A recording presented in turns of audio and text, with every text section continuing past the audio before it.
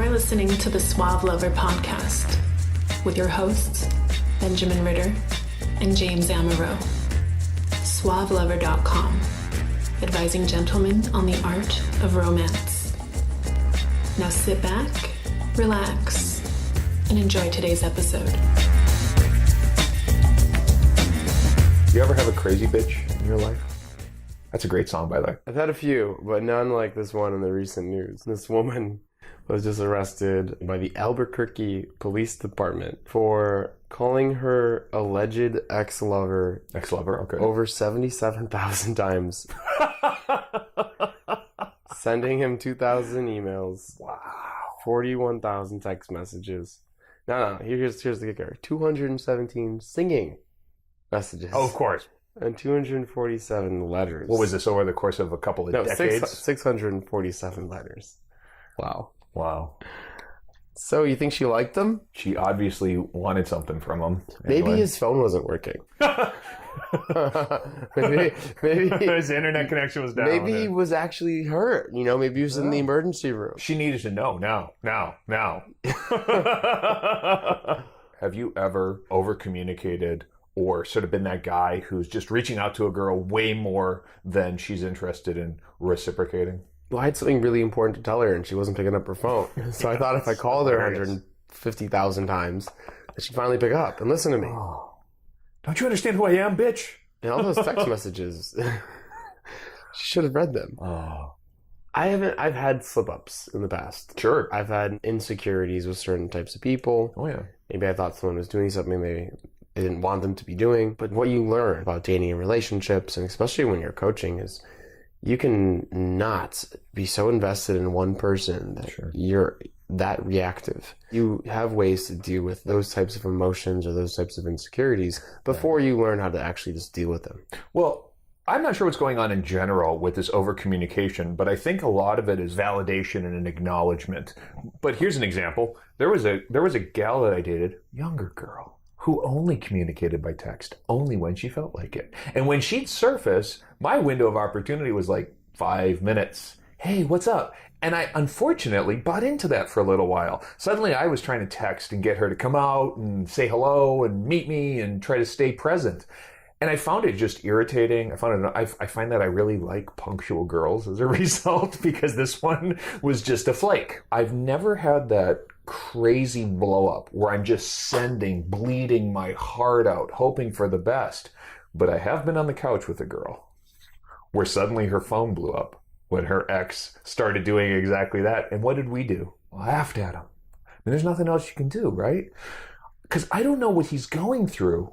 I don't know what he's expecting, but he seems to just have this desire to get things off of his chest, and he hopes against hope that somehow he's going to say the right phrase that will get her to just open her heart and spread her legs for him once again. I think it's fucking bizarre that people would even consider this to be a communication strategy. A lot of people, though, have been in relationships where they'll call someone 100 times, the person will pick up on the 100th time, and they'll invite the person over because they'll feel sorry, they'll feel guilty, and what happens? You have sex and you hang out. And so it's been successful, right? Wow. Right? So it's been successful for some people. But in other situations, like for example with your text chick that showed up for 5 minutes, if you blew her up and called her 100 times after she disappeared, you never would have heard from her again. That's right. There has to be a way to keep your cool in situations where maybe you don't want to. Because it is easy to lose your cool. Because it is very easy to feel a sense of rejection, to feel that you're entitled to something, to really want to get this communication done. So if you don't control it, dude, you're blowing your chances. Just realize that if you don't get it under control, and you should, that this ain't a strategy that will ever work for you. Specific responses, like what you're aiming for with the 100 messages, or being really insecure and like maybe just saying your feelings all at once when you first meet someone. Right. Like the other day, getting in a car with this girl who was saying that this guy she just met, she was actually on the phone with him at the time. Oh. And she's like, this guy called me 4 times already today. Oh. I just met him. I know people that are in really successful relationships that say, oh, we talk once a day. Sure. And we reach out. We don't text all day to each other. Or even when you first meet someone, what is it? A couple days? When you really don't to capture someone's attention, you can't be there all the time. You can't, right? Right. You really are going to mess up these initial interactions, these first meetups, these potential relationships by being needy. It's that simple. Needy. It's being way too needy. Yeah. And it's like, it's expected nowadays. People are just like, oh, we have Facebook, we have Snapchat, we have Twitter, we have texting, we have fucking carrier pigeons, like. The Essentials by Benjamin Ritter is your concise manual for life improvement and success with women. The Essentials has been called a straight-to-the-point lesson in the lost art of being a man. Packed with insights, this book will transform the way you think about dating and relationships. Get your copy of The Essentials by Benjamin Ritter at Amazon.com or in select bookstores today. Just because you can communicate with someone doesn't mean you should. Just because you feel a certain way towards someone doesn't mean you have to tell them.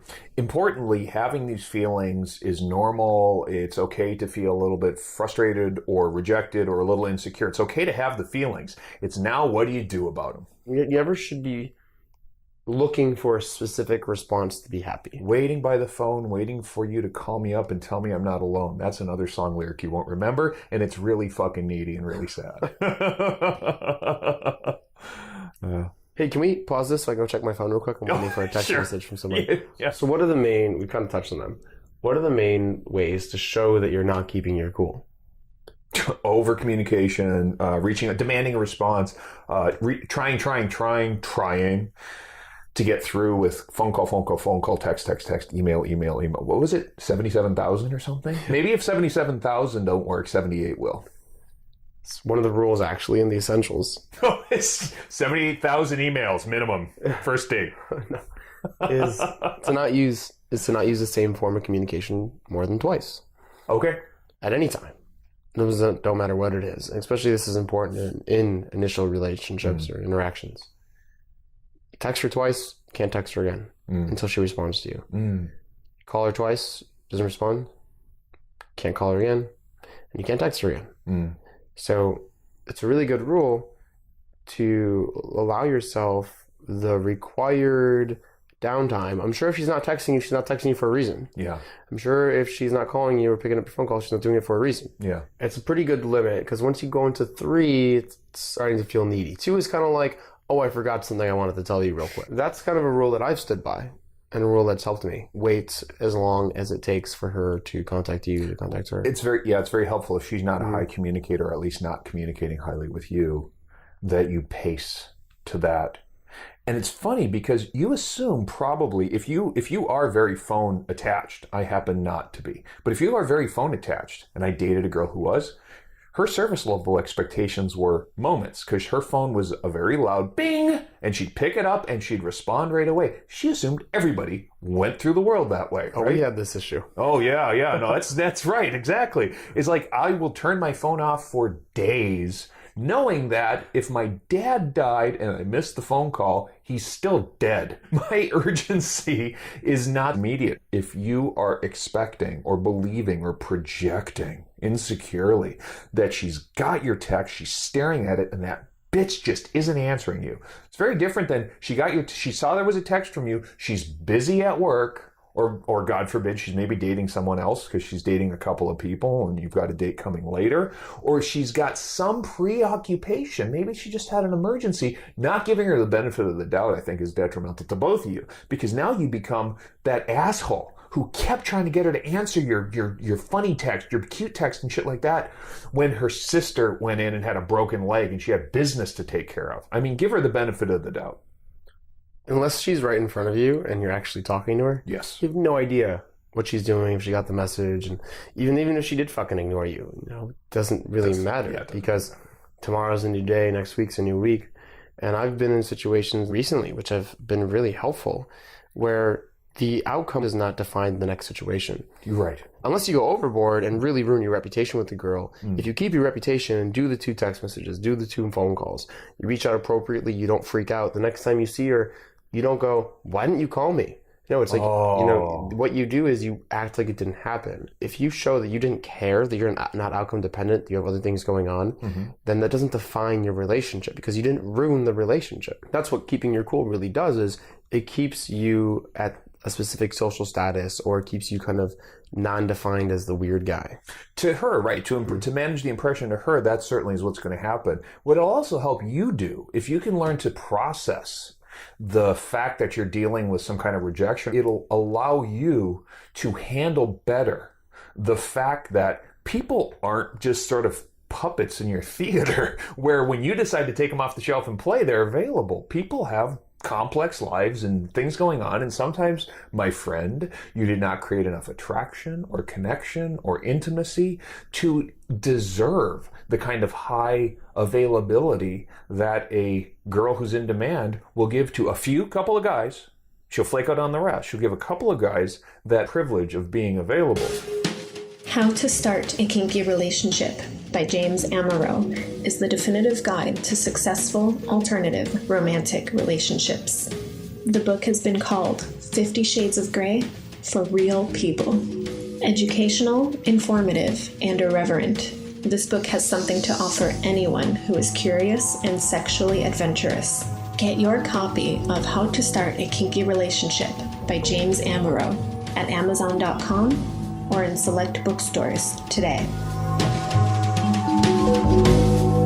You say, shit, I didn't do this, I didn't do that, but you don't go to obsess or neurotically worry about it, because what that'll do is it'll keep you staying up late, it'll drive you to drugs, you'll lose your job, and then before you know it, you're out on the street, and this girl will never talk to you again. And then you'll be stuck masturbating to the images that you took of her outside her window. Oh, that doesn't sound bad.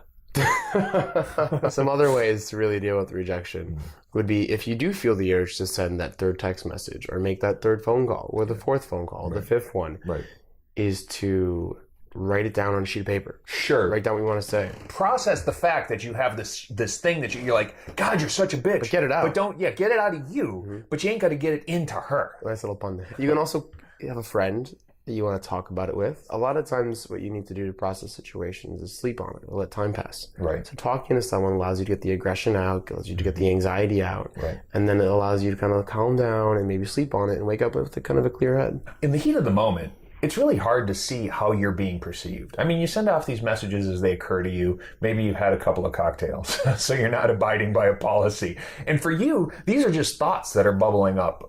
And in fact, what they're doing is they're showing a side of you that you might not need a lot of people to see at that point. Because it's not that so much that it's weak or that it's vulnerable, everybody has that.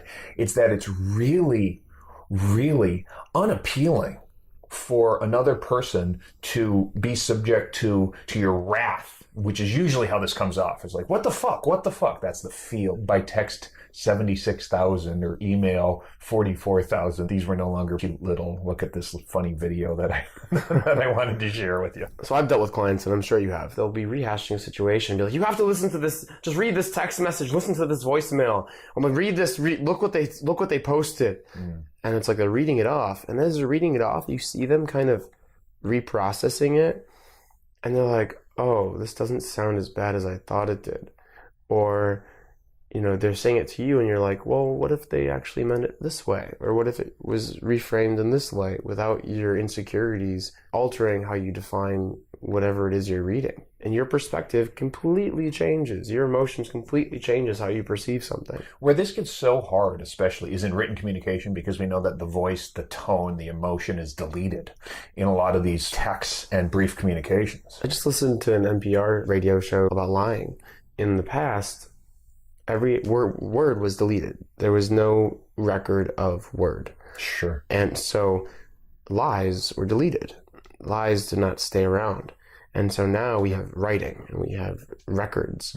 And they said that lying is trying to evolve with records. It's really interesting. They're like, it's really interesting to see how us as liars how lying itself is changing. It's, the sin of omission is one that starts to creep in, and then you can play two sides of a story. You can use ambiguity to try to not quite lie, but live in that murky area. And so, like, when we read something, it can be completely misperceived. And you're reading it through the frame of your own expectations and your experience. So you send a series of texts. All of them are supposed to be playful and funny, but the humor is lost. By the third one, the fourth one, the fifth one, it's no longer cute. What she's getting is a barrage, especially of neediness, especially if her phone was sitting aside while she was hanging out with her girls or she left it in her purse. She comes back to 5 text messages and 3 missed calls. Dude, that's too much. What else can you turn off your phone?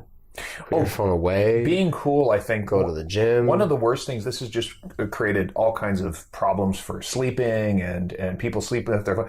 Turn your phone off and put it in another room overnight when you go to sleep. Don't let the emails or the instant messages or whatever. The new iPhones have a do not disturb feature where you can put the need for the always on aside. It'll release you from your own internalized expectation that there be an immediate reply to whatever you're hoping that this girl is going to find cute or appealing or whatever about you. Be mysterious in a way.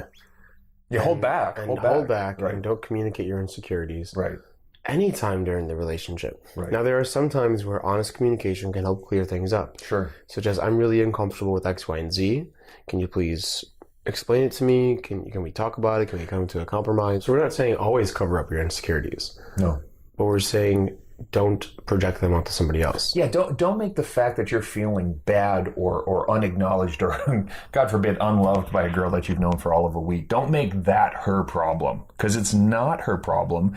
And most importantly, it's not her situation to solve. It's yours to get your sort of internal act together. And if she's not responding the way that you want to, that's fine. Learn from it. Continue as appropriate, but not by barraging her with a ton of messages and hoping that somehow she now sees the light that you're fucking awesome. Which you are. And you should have 3 other women in your life other than this one that tell you that. Or a pet or a distraction or a hobby, so that you don't invest all of your energy into the one girl. It's all about what you have going on in your life. This can happen in anything. If you're really invested in your job, or really invested in school, or really invested in a sport, sure, or a hobby, or anything. It's about kind of distributing that so you're not dependent on the validation from one thing. Can you see someone too much? Can you spend too much time with someone? Sure.